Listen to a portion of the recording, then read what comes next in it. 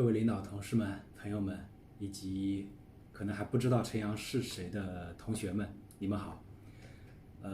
今天是2019年10月18号，也是我在华为的最后一天。感谢各位领导、同事们给予的厚爱和帮助。我准备了一段小视频，也希望给大家节约一些时间，跟继续奋斗中的兄弟姐妹们说说心里话。和很多同事一样，华为呢是我在华科本科毕业以后的第一份工作，一干就是12年。华为占据了我36岁里的1/3，时间比我的老婆孩子还要长，所以说也是时候将自己的重心转移一下了。非常怀念曾经一起奋斗过的兄弟姐妹们。还记得刚进公司的时候，负责的是小灵通手机 A158，当时负责的第一款 TD 手机是 S220，第一款100万的 TD 手机产品是 TR11。还记得在立陶宛拉脱维亚负责币种切换的时候，兄弟姐妹们一起连续3周加班到深夜，最后一天晚上我们就喝了大醉。记得来捷克之前，当时的服务主管 Z 告诉我说，捷克的服务在地区部的排名是垫底的，服务伙伴也不错，对华为意见还很大，然后各种医疗问题也根深蒂固。当时我也默默地告诉自己，希望在这一片热土上干出一番业绩。我也曾经给之前的服务主管 X 说过，我希望有一天，当我要离开捷克的时候，我给捷克留下的是优质的合作伙伴和靠谱的本地服务团队。现在我们合作的几个服务合作伙伴业务算顺畅的，都是用各自的优势跟着华为一起赚钱。如今的捷克服务团队呢有6个员工，然后借这个机会也可以让大家也认识一下。先介绍19年初从服务团队调离去了零售团队的一个店长接，他是17年初入职的，在服务团队做了2年，然后调去零售团队。也是因为自己能力比较突出，当时他还被区域选拔出来做这个区域的店长培训讲师，所以他的能力确实很不错。然后再说一下服务 marketing 的魏同学。魏同学呢，曾经是某部门极力想要挖走的人，我是知道的。当然，我面试魏同学呢，也是从30多个面试者中挖到的一个宝藏，他真的很出色。再说一下热线的 S 同学，为了确保捷克电商的顺利上线，他当时主动放弃了父母节的半天休假。S 同学是一个从来不抱怨，永远都踏踏实实做事的人。还有捷克斯洛伐克的还有斯洛伐克的服务经理 T 同学。已经有不少本地的客户和同事跟我说过了，找到他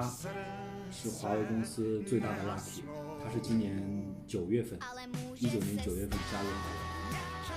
然后在捷克斯洛伐克，很多本地人是缺少上进心的，也比较容易知足，没有进取心，这个90后绝对是个例外。然后说说我们的老头，老头是18年2月份来的，平时比较能说，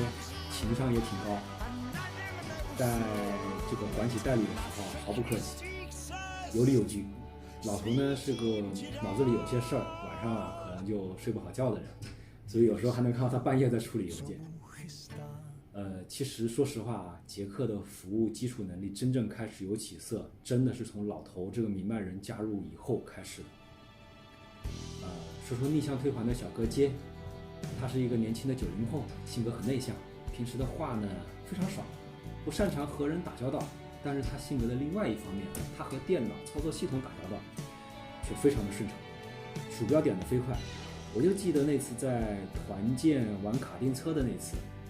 平时话非常少的接同学，最后是第一个冲向了终点，让所有人刮目相看，想象不到的。然后再说一下备件经理 M 同学，这是唯一的本地服务团队当中唯一的一个中方，他是从毫无背景经验，然后做到备件领域。其实当初招他的时候，我心里还是有一点没底气的，当时也是招的比较急，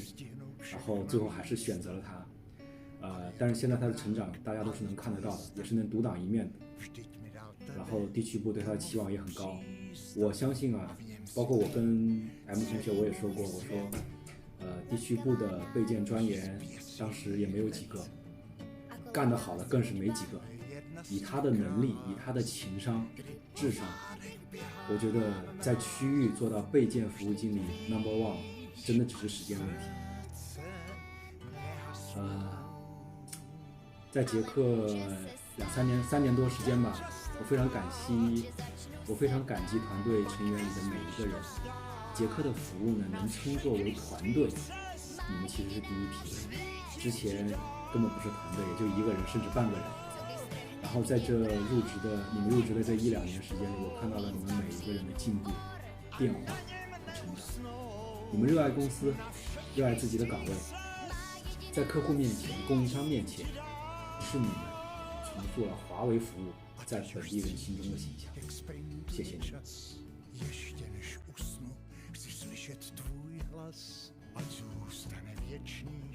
2019年上半年，捷克服务在地区部的13代当中排名是第6名，没有进到前3名，是我离开前最大的遗憾吧。带着心有不甘，怀着对上半年绩效 C 的不服，兄弟先撤一波。如今公司也大了，总会有一些奇奇怪怪的谣言乱飞。在此呢，我也想澄清一下，我从来没有跟任何人说过我想尽快的回国，但是不知道为什么，还是会有这样的谣言传到我耳朵里，说我要想回国。当然了，别人的嘴我管不了，能管好就是做好自己的工作。熟悉我的人都知道我不会抱怨，我也不诉苦，更不炫耀。也有很多兄弟跟我说，让我没事发朋友圈炫耀炫耀，我们哪能看一看？我都拒绝了，因为我相信一个聪明的领导一定不是通过朋友圈去看你们的业绩。我也不想因为这些跟业务毫无关系的原因去改变自己、丢掉自己，我不想这样。我跟很多地区部和总部的兄弟们说过，凡是在客户界面不争执的事情，仅仅是做样给领导看的事情，凡是在数据上做文章，而不是在客户界面中完成的事情，我都极力反对，甚至经常得罪了一些人啊，得罪了一些同事还有领导。这个时候有没有人有同感？或许有一天吧，你也会碰到真正和你同心同德的主管，全心全意把心思放在业务上面，他愿意保护你的倔强和诚实。我在华为12年，我见过的主管大部分还是心胸开放的，做事呢也高度有格局，做人呢懂得尊重，也懂得感恩。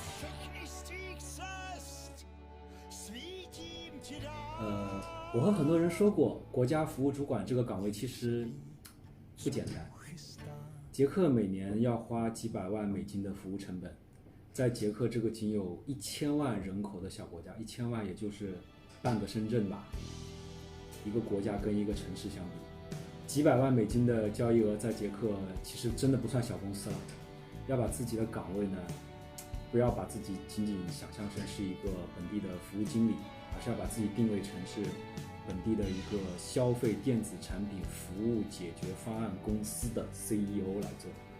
我们接触过很多服务代理的 CEO 啊，其实跟他们相比，我们还是有点 low 的，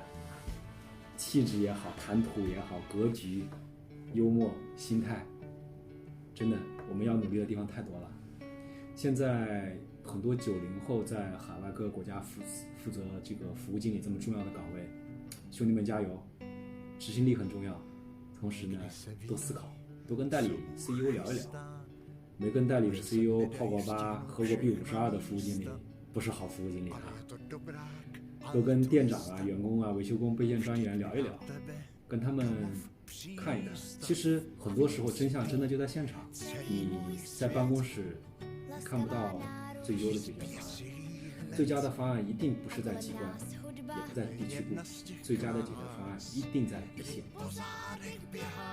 你跟他们聊，你才能发现在哪里。这也是为什么我们在一线的价值。总之，继续奋斗的兄弟姐妹们，活在当下吧。每天呢有24个小时，总得留点时间给自己，学习也好，运动也好，做一个充满正能量的人，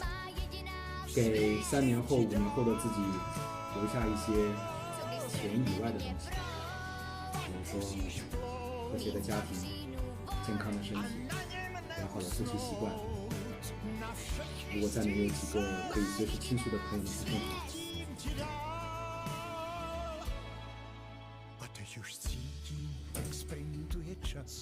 视频的最后呢，我今天呢不过是从18万华为人当中离开的一个。我也知道，再过几天工作一忙，大家就把这个事完全忘记了。所以，我总想做一些什么。视频的最后，我想盘点一下我在公司做过的角色。我突然发现好多哦。做过小灵通 TD 手机还有 QQ Phone 产品的服务代表，做过国家的交付服务经理，做过国家的服务经理，做过 OEC 主任、生活维主任、总经办、国家合规官、国家行政主管、QA 销管、HR 也兼职过，还做过什么文档管理员啊、升级接口员啊、信息安全接口员啊，好多呀，真的发现好多。然后还做过工作以外的还是当过这个终端消服篮球队的队长，做过终端公司晚会的主持人，做过全球服务产品部的晚会主持人，也做过代表处的晚会春晚的这个主持人。我不知道你会记住些什么，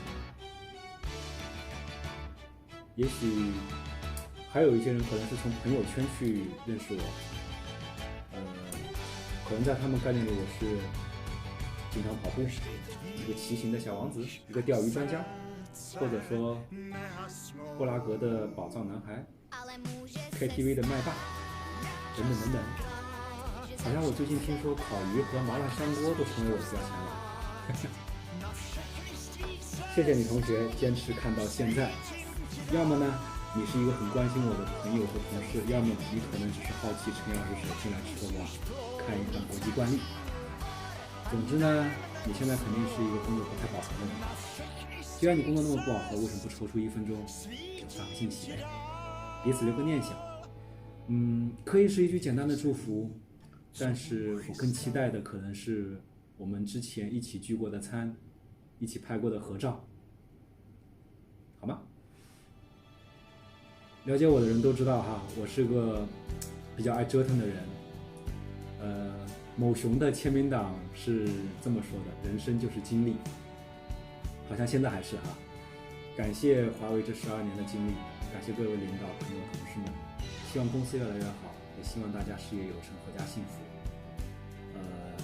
我相信大家都很关心一个问题：我将来去哪干啥？未来做什么？说实话，我还没有办法立马告诉你，因为我自己也没有最终的确定。或许很可能跟老本行没有半毛钱关系。总之吧，保持联系，保持关注，有一天你会知道的。说不准什么时候我们又在什么地方碰面了，到时候备好故事，备好酒，浪起来。好了，